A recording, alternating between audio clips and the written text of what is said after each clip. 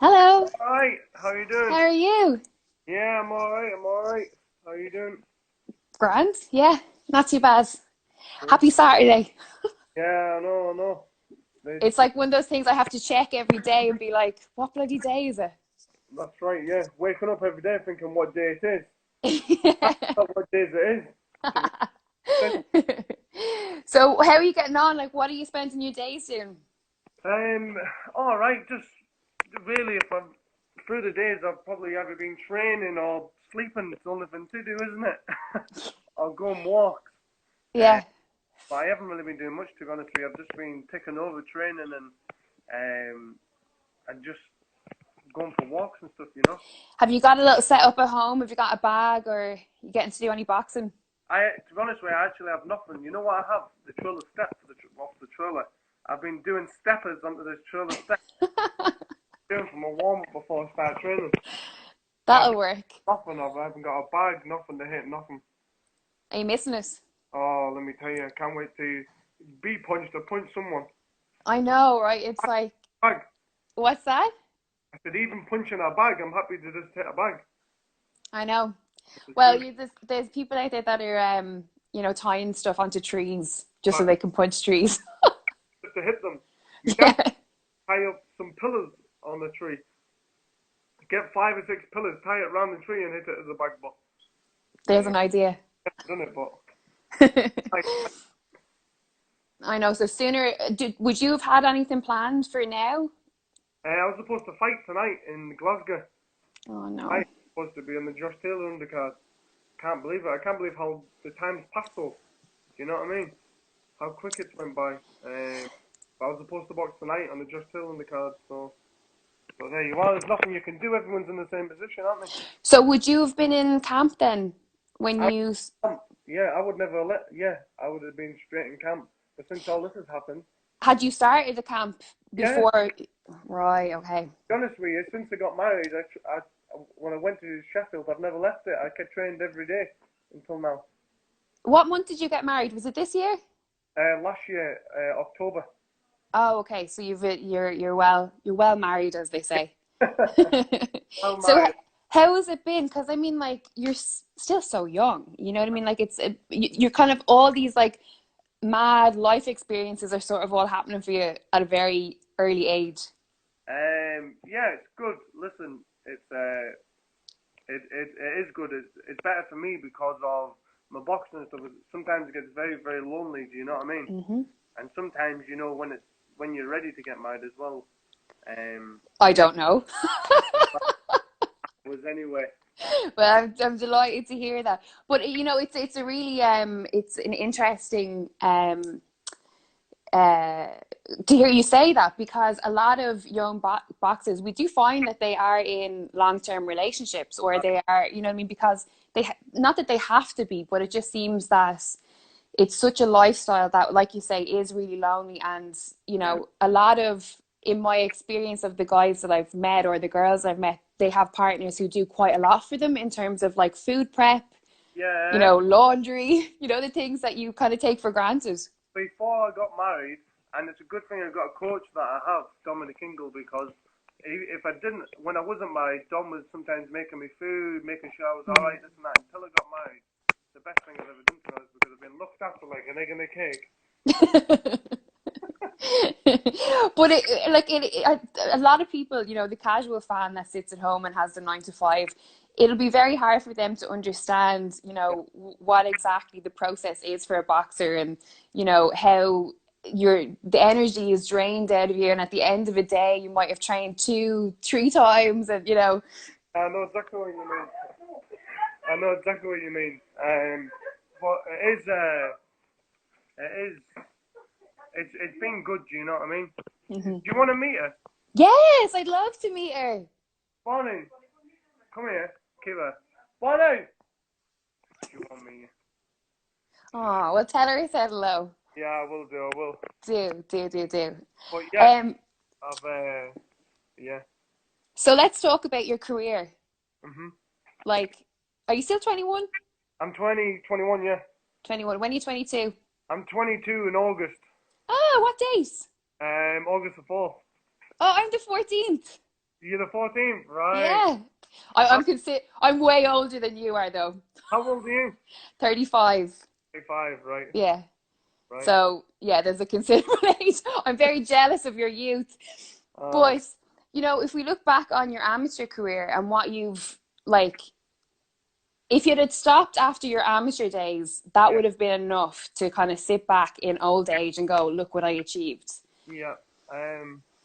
Yeah, but maybe it would, maybe it wouldn't. But to me, obviously, it isn't because I'm professional. Uh, Yeah, well, you're obviously your goals are changing as you're progressing.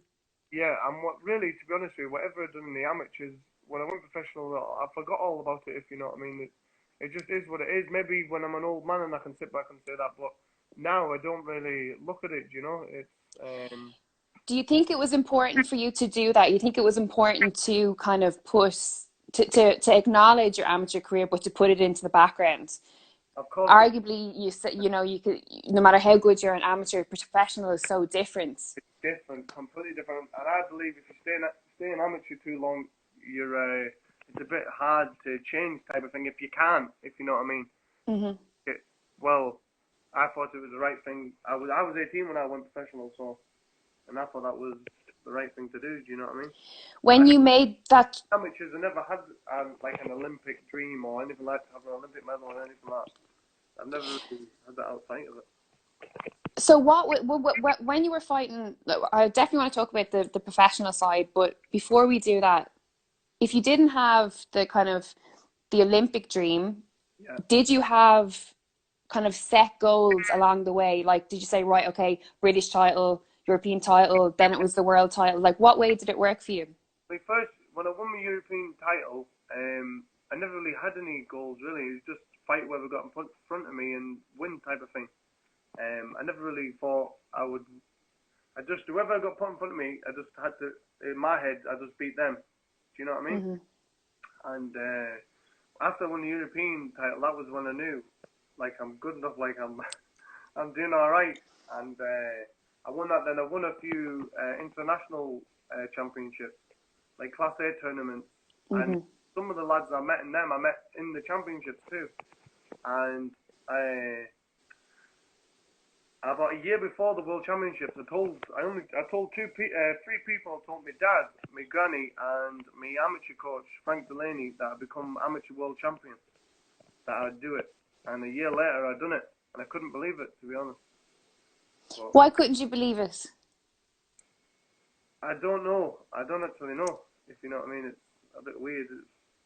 I don't know. Did you surprise yourself? I didn't surprise myself because I always knew. Me and myself, I knew I could do it. You know what I mean? Hmm. And me and myself, I knew I could do it. I wasn't surprised myself. It was just like, yeah, you know what I mean? So when you told your granny, your dad, your coach that you were going to be world champion, what did they say to you? Both of them said the same thing. Go and do it then, Mm. and stop talking about it. Well, that's good advice. But So wait, when you did win it, then yeah, who was the first person that you celebrated with who's the first person I celebrated with? when you got back? Me dad Mm. and like all my family. My dad and all my cousins. When I landed back home, everyone was there, and they had banners up and stuff like that, and it was good. But I was that tired when I landed home. I can remember I was so tired after the fights I had. I couldn't put the medal around my neck because it was put like I felt like it was pulling my neck down. It was killing my neck, and I couldn't wear it, so I put it in my bag. That's how tired I was. And then when I landed back and I went home, I just type of everyone kissing cuddles, everyone was crying, and I went to bed. 'Cause, as well. So how long did the kind of feeling of exhilaration and excitement, how long did that last, and how soon was it before you said, right, okay, now I have to have a new goal, I have to achieve Probably, something else? probably lasted a few weeks to be honest. Mm. But when I won it, I never. If no one knew, I would never tell them type of thing. I'm not the type of person to be out there and talking about stuff like that. Do you know what I mean? Even now, like to me, that's all in the past. I feel like I forget about things like that. But it was a very good feeling. But it wasn't for long. It was only for a few weeks, and then that's when the phone calls come to go professional. It's a very humble quality that you have to say that. Yeah. Well, it's just the way I am. Do you know what I mean? I don't I mean, know. it's a huge achievement. World champion status. I know it's amateur, but it's a massive achievement. Yeah. Well, I don't know. It's just to me. I don't know. You know. So then, when the time came to turn pro, what was the conversation? Was it, did you go to your coaches? Did they come to you? How did it come about? Actually called me. It was there was a guy with the World Championships, Mirko Wolf. He's the fellow what helped me out. He was at the World Championships and he come to me just before the final. After I actually beat an Irish boy in the semis. Go way out there. Michael Neville actually was good pals until then. I know Michael, yeah. And I boxed Michael, and then he come to me after it, and he says, "Man, I wanna get you signed this and that." And I says, "Listen, we'll talk about it after the fight tomorrow." And when I did, when I won, he come, and that's where it all come from, really. To be honest with you, this fella rung me, right? I thought he was talking about this APB, professional amateur boxing, like the WSB. Yeah. Sign me up, and. He calls me. I'm in the fish and chip shop with my granny and my mum and my brothers and sisters. My dad was away abroad, and he's talking like that. And I wasn't even going to pick up the phone. I was thinking I didn't know it was an strange number. And when I pick it up, it was him, and I didn't really know what he was on about. So I just give the phone to my granddad. He went out. My granddad went out. He come back in. And he said, and then Shelley Finkel called me. And then I give it to my granddad again. He went and talked to him, and I didn't know what they were saying. And my granddad says, "Do you know who that man is?" I said, No way. You pushed Ellie Finkel on the phone to your granddad. "Yeah, I didn't know who it was." I says, "He's my granddad." And my granddad was talking to him. He says, "Do you know who that was?" I said, I don't. Who? He says that he managed Mike Tyson, stuff like that. It's unbelievable. Like that, I don't even know what I would say on the phone to Shelley Finkel. Like the people that he's managed and the what he's been involved in That's is right. just like iconic. So what was that like? I mean, how did that sit with you? It was all right. I didn't really think much of it. He was just talking. I give the point to my granddad. Then when I got to talk to him, it was just like talking to a normal person to me. Yeah. Like still now it just feels normal. It just feels like I'm talking to someone I know. Like he's managed what? Mike Tyson, Pacquiao. Yeah, he managed Deontay Wilder now. Deontay Wilder, the Klitschko brothers. Evander Holyfield. Evander Holyfield. He's managed singers. Wow. Managers of all time, isn't he? Mm. And he's a very, very nice man. And it's good that I have a good relationship with Shelley as well. Yeah, definitely. So then when that came about, like what, talk us through the professional ends, in terms of like how you ended up with Dominic at Ingle Gym, signing with Frank Warren. Like, how did it all come about for you? It all come about, well, when I got signed with Shelley and stuff, and I had my first fight with like Haymaker and Ringstar, the fellow who helped me out, Mirko Wolf, were helping me coach me in Germany, and it wasn't like we never really had a proper coach, and he were helping me, and Shelley named out a few names, trainers who I'd like to train with, and I told him about Dom, and he says he didn't know, I don't think he knew who Dom was, and then next thing I know, Dom's come to my third fight in London, and then it was a week later, and I went with Dom, and I've never looked back since. So would you have been at the gym when Brendan was there, or would he have? Was this after? I was there 4 months before, like he passed away.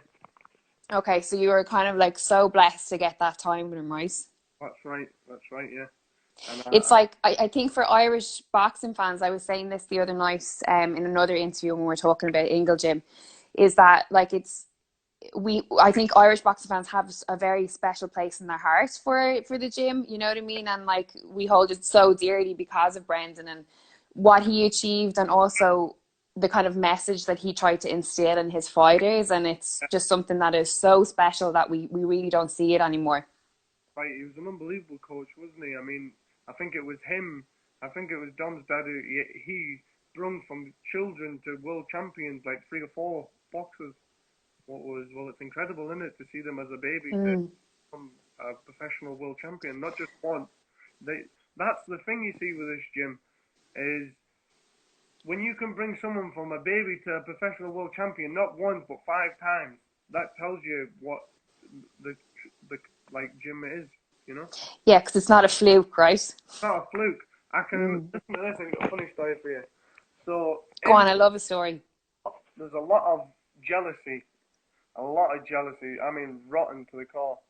So when I won the European Championships, I got told that I shouldn't have won them by a few boxes anyway. That I should have got beaten. This, that, next thing. And I went to the mini worlds, my next tournament, right? And I had 5 fights in 5 days, and I beat an Armenian, 2 Russians, a Cuban. The same Cuban won the World Championships I won at 81 kilo. I beat him and I got beat off the Kazakh, reigning world champion now. And I won that. And then the same boys that said it when we were when I landed back home, like they were still skitting and scoffing. Then I won the Golden Gloves in Serbia. I beat the Serbian champion my first fight, and then beat the Kazakh in the final. They were still talking about that. And then when I won the World Championships, they couldn't have nothing to say, could they? But do you know what I mean? Like what I'm getting at is that's what it's like. Imagine how many people will say, "Well, it's just a fluke if just one made a world Mm-hmm. champion." Well, 5 isn't a fluke, is it? You know? So Like, how do you process that? How do you process when you know that people are saying that about you? And it kind of ties into like social media and the yeah, negative side of it. Like how do you deal with that? Like obviously you're a fighter, so there's a certain degree of resilience that you have. it's But cake, but really, in the same matter, it's just a load of stupidness, isn't it? It's mm, a load of I don't know. I've never done it. Do you know what I mean? Whoever's won anything, you've got to put your hand out and say he's whatever he's won, he's a champion. He's number one. mm-hmm. So even people would say like world champions who shouldn't have won the world title or this or that. Well, how can you say that? Because they've got it and you won't. Do you know what I mean? Mm. It's that's just the way it is. It's I don't know. I don't know. The way I take it, I don't really think of it a lot. I just think they're idiots in one sense, and I call Yeah. them. I'll call them that, and if that's not good for them, I don't. But I'd rather you tell them they're idiots than me, right? I don't know. But so obviously, you know, like into undefeated. What is the record? Is it 18? 11. 11 and no, 11 and no. Yeah. What a lot of undefeated fighters that I speak to, I always ask them if the undefeated in media, they always look for a tagline. British champion, world champion, undefeated pro boxer. There's always like a little something that they need to write the article with. Yeah. And does the undefeated put a little bit of pressure on you? No. Listen, it's not about staying undefeated, is it? It's just about beating whoever you get put in front of you. Mm. You know what I mean? Listen, in the amateurs, I've went through it. There's been good days and there's been bad days. There's as quick as you get there is a lot quicker coming back to where you were. It's Mm-hmm.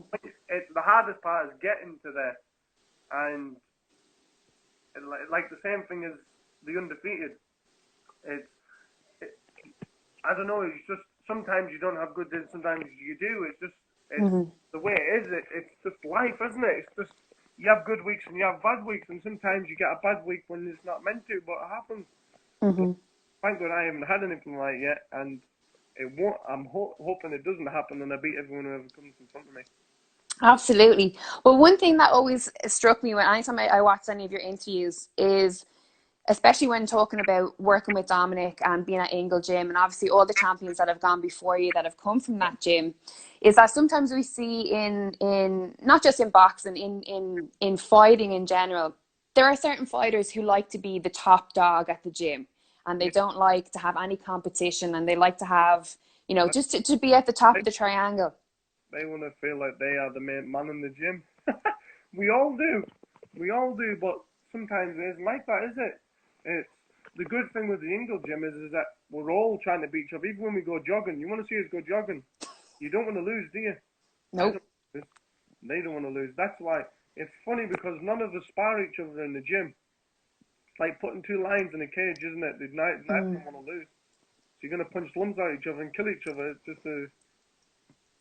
Was it important for you to be in a gym where people have achieved what potentially you want to go on and achieve?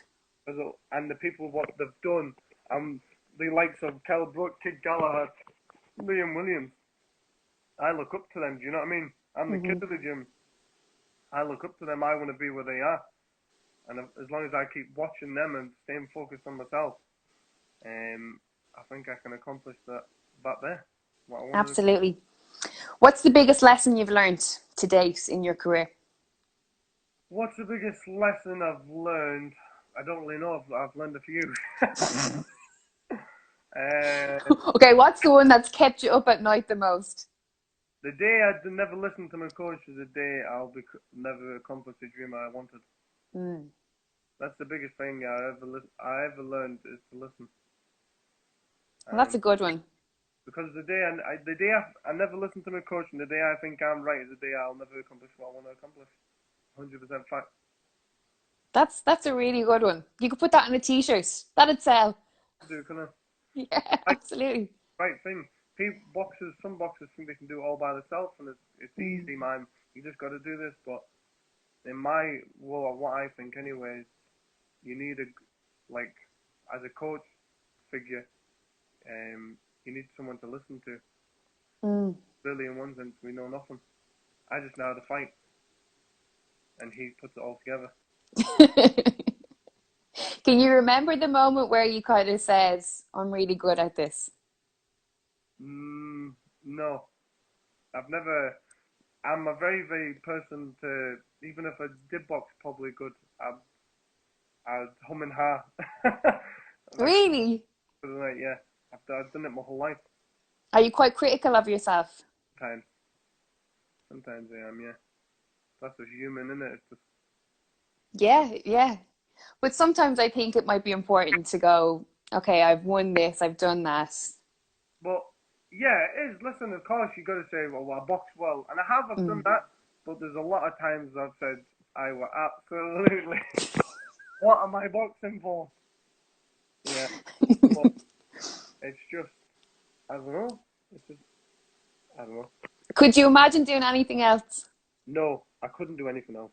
All I know is boxing. You know what I mean? I'm not a very good reader, writer, and I'm not a very good speller, but I can box. Well, listen, you can always learn those other things anytime, you know? Exactly, I can always learn them, but it's the same as anything, same as boxing. Some people are the best writers in the world, and that's the path they've chosen, isn't it? Everyone's meant for something. 100%, absolutely. Boxing.